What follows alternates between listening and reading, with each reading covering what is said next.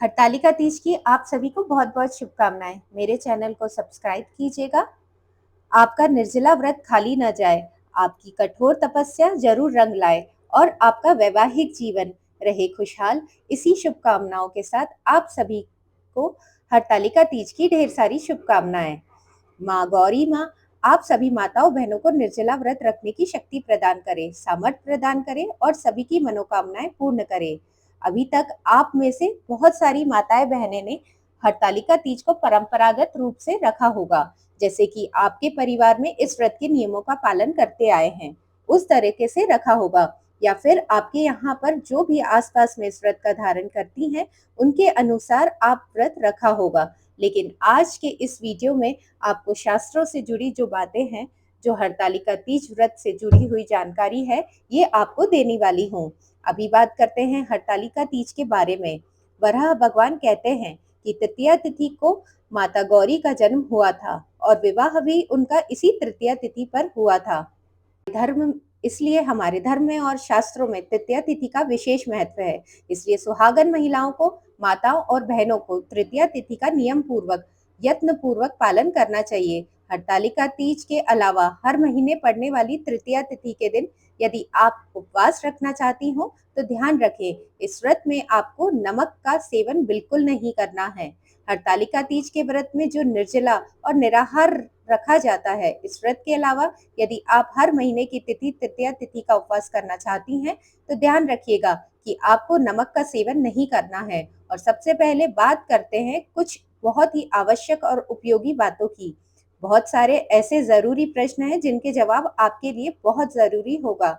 सबसे पहले बात करते हैं कि क्या पीरियड्स में हरतालिका तीज का व्रत रखना चाहिए, क्या स्वयं पूजा करनी चाहिए, और अगर स्वयं पूजा ना कर पाए तो क्या करें, किसके माध्यम से आप पूजा संपन्न करवा सकते हैं, आपके द्वारा रखे गए व्रत का पुण्य आपको ही मिले। तो देखिए, यदि आप हरतालिका तीज का व्रत पहले से ही रखती आ रही हैं या ये आपका पहली बार का व्रत नहीं है और आप पीरियड्स से हो जाती हैं, आपके बीच में पीरियड्स आ जाते हैं, तो ऐसी स्थिति में आपको व्रत तो रखना चाहिए, व्रत के बीच में तोड़ना नहीं चाहिए। बस आपको न तो किसी पूजन सामग्री को स्पर्श करना चाहिए, ना ही आपको स्वयं पूजन करना चाहिए। ऐसी स्थिति में आपके पति आपके हिस्से की पूजा कर सकते हैं, आपके नाम की पूजा कर सकते हैं। पूजा करते समय संकल्प लें कि आज के दिन जो पूजन कर रहा हूँ वह मेरी पत्नी के नाम से, आपका जो भी नाम है वो नाम लेकर उनके नाम से पूजन कर रहा हूँ और मेरे द्वारा की गई पूजा का सारा पुण्य मेरी पत्नी को ही प्राप्त हो। यदि पति आपके हिस्से की पूजा करने में समर्थ नहीं है तो आप अपने परिवार के किसी अन्य सदस्य से पूजा करवा सकती हैं और उसका जो भी संकल्प वह अपने नाम का अर्पित करवा सकती हैं।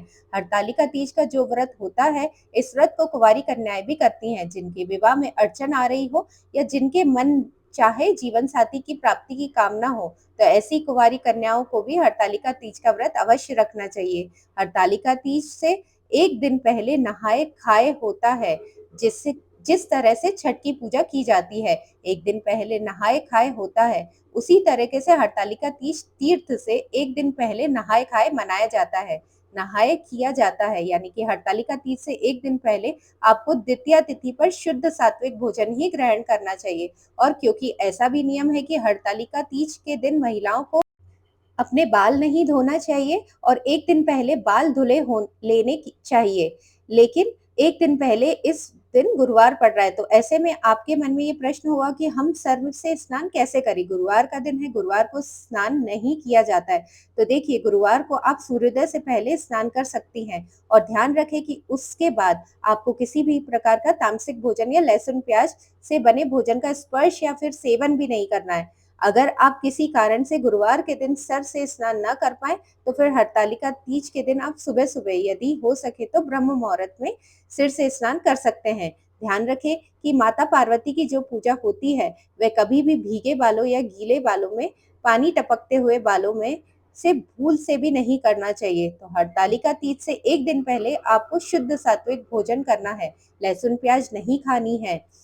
हरतालिका तीज के दिन आपका उपवास रहेगा। व्रत के पारण वाले दिन यानी अगले 7 सितंबर को भी आपको लहसुन प्याज नहीं स्पर्श करना है, नहीं सेवन करना है, नहीं तो आपका व्रत खंडित हो जाएगा। आपका व्रत खंडित हो जाएगा। कई प्रकार पर ऐसी परंपरा है कि व्रत वाले दिन यानी 6 तारीख की सुबह सूर्योदय से पहले 2 से साढ़े 3 बजे के बीच कुछ खा लिया जाता है, जिसे सरगी कहते हैं। हल्का-फुल्का नाश्ता किया जाता है। सरगी के रूप में कुछ लोग जूस, फल या ड्राई फ्रूट आदि का सेवन करते हैं। तो कुछ जगह पर रात में पहले सरगी ग्रहण की जाती है। तो देखिए, यदि आप सुबह के समय सरगी ग्रहण कर रही हैं, तो आप बहुत ज़्यादा तला भुना, बहुत ज़्यादा ऑयली या नमक का तो बिल्कुल ही सेवन ना करें। आप ऑयली या फिर बहुत मीठा खाने से बचना नहीं, तो आपको दिन भर बहुत ज़्यादा भूख-प्यास सताएगी। आपका व्रत रखने से बहुत ज़्यादा परेशानी रहेगी। सरगी के रूप में आपको पानी वाली चीज़ें ज़्यादा ले सकते हैं, जैसे नारियल पानी, फिर ककड़ी, खीरा, तो ये सेवन कर सकते हैं। ध्यान रखना होता है कि जो सरगी वह सुबह कौवे के बोलने से पहले ही ग्रहण कर लेना चाहिए। आप सुबह साढ़े 3 बजे तक हर हाल में सरगी ग्रहण कर लें। हो सके तो 4 बजे के बाद फिर आप सरगी ग्रहण नहीं कर सकते। सरगी ग्रहण करने के बाद आपको स्नान करना चाहिए। ध्यान रखें, सरगी ग्रहण करने से पहले आपको मुँह, हाथ धुले लेना चाहिए। अगर हो सके तो स्नान करके ही सरगी ग्रहण करनी चाहिए। उसके बाद पूजा करनी चाहिए।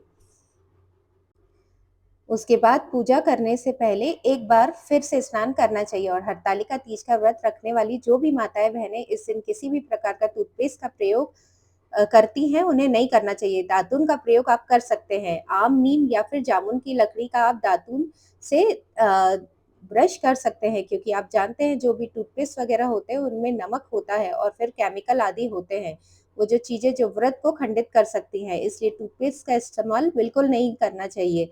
जिस ब्रश से आप रोज़ अपने दाँत को साफ करती हैं, उसका भी इस्तेमाल इस दिन नहीं करना चाहिए। अपनी उँगली से दाँत साफ कर सकती हैं या फिर नए ब्रश का इस्तेमाल कर सकती हैं। पूजा करते समय लाल या पीले ही रंग का प्रयोग करना चाहिए। इस तरीके के वस्त्र धारण करने हैं। हरतालिका तीज के व्रत में साफ-सुथरे और धुले हुए वस्त्र पहनकर ये आपको पूजा करनी है। हो सके तो शादी का जोड़ा जो भी धुला हुआ हो, पहनकर आप पूजा कर सकती हैं। हर बार आपको नई साड़ी या नए सूट लेने की आवश्यकता नहीं है। यदि सामर्थ्य हो तो आप नई साड़ी या नए सूट पहन सकती हैं। जिनकी सामर्थ्य ना हो, वो धुले हुए लाल या फिर पीले वस्त्र ही पूजा करते समय धारण कर सकती हैं। सुहागिन महिलाओं का पूजा करने से पहले श्रृंगार पूरा करना चाहिए। 16 श्रृंगार करना चाहिए। जो कुंवारी कन्याएं हैं, उन्हें भी इस दिन मेहंदी, चूड़ी आदि जरूर धारण करना चाहिए। अब अगला दिन जो बहुत महत्वपूर्ण प्रश्न है, वह ये है कि कई लोग कहते हैं कि इस दिन मिट्टी का शिव परिवार बनाकर उनका पूजन करना चाहिए। लेकिन बहुत से लोग ऐसे भी हैं जो शहरों में ऐसी जगह रहते हैं जहाँ पर मिट्टी मिलना बहुत मुश्किल है, फिर बिल्कुल असंभव हो जाता है। तो यदि पहले हो सके तो आपको 1 दिन पहले मिट्टी ला सकते हैं। जहाँ पर कुम्हार होते हों, मिट्टी के बर्तन बनाते हों, वहाँ से आप साफ-सुथरी मिट्टी लाकर शिवलिंग बना सकते हैं। माँ गौरी की प्रतिमा भी बना सकते हैं और अगर मिट्टी आपको ना ही मिल पाए, तो ऐसे में आप भगवान शिव और माता पार्वती, भगवान गणेश जी की कोई प्रतिमा या कोई तस्वीर आपके पास हो तो आप उनका पूजन भी कर सकती हैं। अगर आपने मिट्टी की मूर्तियाँ बनाकर पूजन किया हो, तो उनका विसर्जन अगले दिन आपको करना होता है। किसी नदी या तालाब में आपको विसर्जन करना होता है और यदि आपने तस्वीर की पूजा की हो, तो तस्वीर को आप वापस से अपने स्थान में रख सकती हैं, जिस तरीके से आप हर दिन पूजा करती हैं। अब प्रश्न आता है, अगर कोई महिला या कोई कन्या पहली बार ये व्रत प्रारंभ करना चाहती हो और उन्हें इस दिन पीरियड्स हों, तो वो क्या ऐसी अवस्था में पहली बार व्रत प्रारंभ किया जा सकता है? व्रत उठाया जा सकता है? तो देखिए, अशुद्ध अवस्था में यानी पीरियड्स वाली अवस्था में, जिसे अशुद्ध तो नहीं कहेंगे, लेकिन पीरियड्स वाली अवस्था में क्योंकि हम खुद से पूजा नहीं कर सकते, खुद से भोग तैयार नहीं कर सकते, तो आप ऐसी अवस्था में पहली बार व्रत बिल्कुल भी प्रारंभ ना करें। अगले साल आप इस व्रत को प्रारंभ कर सकती हैं, लेकिन ये भी हो सकता है कि अगले साल जब आप व्रत का दिन आए, तो फिर इसी स्थिति से गुज़र रही हों, तो फिर से आपको पीरियड्स हो, तो ऐसे में आपका व्रत अगले साल भी छूट जाएगा। तो अगर आपके परिवार से जो भी बड़े बुजुर्ग हैं, आप उनकी सलाह से, परमिशन से आप जो बोल दें, वो आप व्रत उठा सकती हैं। आपके हिस्से की पूजा आपके पतिदेव या आपके परिवार में कोई सदस्य भी कर सकता है। अगला प्रश्न ये है कि जीवन में यदि एक बार आपने हरतालिका तीज का व्रत शुरू कर दिया है, तो आजीवन इस व्रत को आपको करना होगा। तो देखिए, कोशिश तो यही करनी चाहिए कि आपको आजीवन इस व्रत का धारण करना चाहिए। कई बार कई बार ऐसा होता है कि आप किसी साल प्रेग्नेंट हो गई हैं और इस स्थिति में आप इस व्रत को निर्जला या निराहार नहीं रख पाती हैं। तो ऐसे में आपको क्या करना है? तो देखिए, गर्भ अवस्था में किसी भी व्रत को रखने की सलाह तो नहीं दी जाती, लेकिन यदि आपका बहुत मन है और आपका शरीर यदि साथ दे रहा है, तो आप इस व्रत में जल और फल और दूध आदि का सेवन करके इस व्रत को धारण कर सकती हैं। इस व्रत को रख सकती हैं, लेकिन उससे पहले आप अपने डॉक्टर का परामर्श, अपने घर के लोगों की सलाह ज़रूर लें। अगर किसी कारण से आपको इस व्रत को बीच में छोड़ना पड़े, तो आप यदि हो सके तो अपने परिवार के किसी सदस्य से आप इस व्रत को शुरू करने के लिए कह सकती हैं। और फिर कोई अगर ऐसा करने वाला ना हो, तो आप हरतालिका तीज का व्रत का उद्यापन भी कर सकती हैं।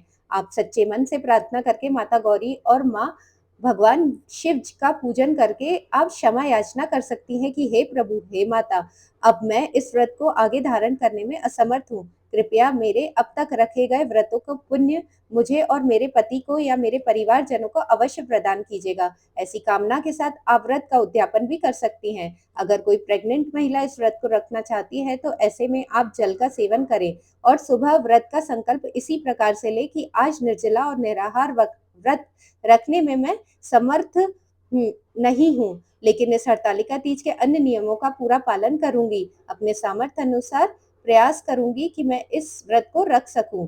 और शाम तक यदि आप निर्जला रहना चाहें, तो निर्जला का संकल्प भी ले सकती हैं। इस दिन व्रती को किसी भी प्रकार की निंदा, बुराई या क्रोध नहीं करना चाहिए। परिवार में किसी पर भी क्रोध नहीं करना चाहिए और पूजा भी शांति से, भक्ति के साथ संपन्न करनी चाहिए। पूजा में से बार-बार बीच में से नहीं उठना चाहिए, किसी को टोकना नहीं चाहिए और आज के दिन किसी भी सोते हुए व्यक्ति को, अपने परिवार में सोते हुए सदस्य को भूल से भी नहीं उठाना चाहिए, इसका दोष लगता है। अगला प्रश्न है कि क्या हरतालिका तीज के व्रत में रात्रि जागरण करना ज़रूरी होता है? तो देखिए, क्योंकि माता पार्वती ने सारी रात जाकर निर्जला, निराहार रहकर ही इस व्रत को किया था, तभी उन्हें भगवान शिव पति के रूप में प्राप्त हुए थे। भगवान शिव प्रसन्न हुए थे। यदि आप चाहती हैं कि भगवान शिव की तरह आपको पति प्राप्त हो, या यदि आप अपने पति की लंबी आयु की कामना करती हैं, आप चाहती हैं आपके परिवार में किसी तरह का कोई संकट ना आए, आपके पति की रक्षा हो, तो आपको भी इस रात जागरण को करना चाहिए। अगर किसी किसी वश के कारण आप रात्रि जागरण करने में समर्थ नहीं है, तो आप अपने मंदिर में एक अखंड दीप जलाकर रख देना, जो कि रात भर जलता रहे, बुझे ना। और दीपक में यानी अग्निदेव में ये प्रार्थना जरूर करना कि मेरे प्रतिनिधि के रूप में आप भगवान के पास जागरण कीजिए और इसके बाद आप वही मंदिर के पास ही सो जाइए। इससे आपको जागरण का पूर्ण लाभ भी मिल जाएगा। अगले दिन यानी व्रत पारण के दिन भी आपको सुबह जल्दी उठना है और स्नान करना है, लेकिन टूथपेस्ट का इस्तेमाल अभी भी नहीं करना है। आज के दिन भी नहीं करना है। आप सिर्फ दातून कीजिए और विधि के से पूजा कीजिए और माता पार्वती जी ने के सुहाग जरूर लीजिएगा।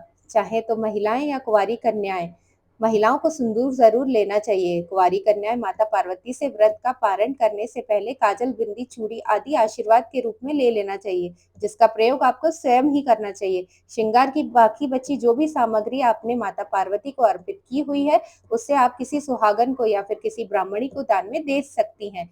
जो भी अक्षत है, पुष्प मालाएं हैं, उनका विसर्जन कर दिया जाएगा। एक बात ध्यान रखिएगा कि विसर्जन के बाद आपको जो भी दान करना है, जैसे कि अन्न या वस्त्र या श्रृंगार की वस्तुएं, उसमें आप पहले अपने हाथ से जल जरूर छिड़क देना और उन सभी वस्तुओं को अपने आंचल से स्पर्श करके उसके बाद ही आपको दान में देना है या व्रत का पारण करना है। आपके मुख से अन्न डालना है, यही पारण का नियम है। ध्यान रखिएगा, पारण करते समय कुछ ही ऐसी चीजें हैं जिनका सेवन आपको नहीं करना है, जिससे आपकी तबीयत खराब हो सकती है। ज्यादा तली भुनी चीजें, ऑयली चीजें आपको सेवन नहीं करनी है। आपको अपनी अपनी परंपराओं के अनुसार व्रत का पालन कीजिएगा। उन्हीं चीजों का अ, उन्हीं चीजों को ग्रहण कीजिएगा जिससे आपकी तबीयत ना बिगड़े। जैसे कि बहुत सी जगह पर इस दिन खीरा या ककड़ी से व्रत को खोला जाता है, हलवा पूरी से, कहीं चने से, कहीं गुड़ से। अगर आप हलवा पूरी से व्रत का पारण करती है, तो ध्यान रखिएगा ज्यादा मात्रा में आपको एक बार से ज्यादा हलवा पूरी नहीं खानी है। तो हरतालिका तीज का ये जो व्रत, ये बहुत ही पवित्र व्रत है, सौभाग्य बढ़ाने वाला व्रत है। अगर कोई महिला इस व्रत को धारण करती है, तो उसके घर में सुख समृद्धि आती है, घर में माँ लक्ष्मी जी का वास होता है। ये थी आज की वीडियो की जानकारी। आपको कैसी लगी कमेंट बॉक्स में ज़रूर बताइएगा और लिखिएगा हर हर महादेव। जय माँ पार्वती। चैनल को सब्सक्राइब कीजिएगा।